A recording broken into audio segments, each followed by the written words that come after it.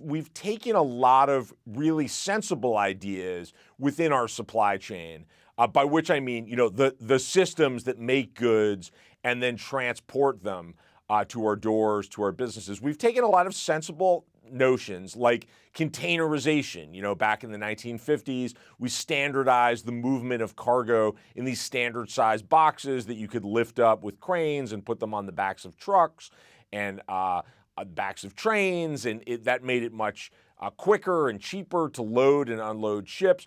Well, we took that combined with just in time, this very sensible idea that we shouldn't just make products as aggressively as possible. We should think about taking waste out of the system. We should replenish the products that were already sold. We should have components show up on supply chains just as they're needed.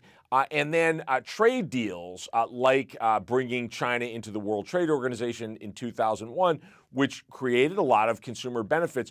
But layered on top of all of this stuff was shareholder primacy, profit maximization, if you will. The idea that we should organize our economies around making share prices go up. And that's caused us to pervert a lot of these sensible ideas and turn them into systems that are optimized, not for us as consumers, not for people who need basic medicines and protective gear in the middle of a pandemic, and not even for companies that are dependent upon a steady supply of parts so they can make their goods and serve us in the ways in which we'd like, but merely for a narrow set of Wall Street interests, often driven by whatever metric is making share prices go up at any given time. We can talk about this later, but at some point we should note that the result of all this is we had rail cars pulling cargo to the wrong destinations in the middle of the pandemic because Wall Street was paying for lowered dwell time, the amount of time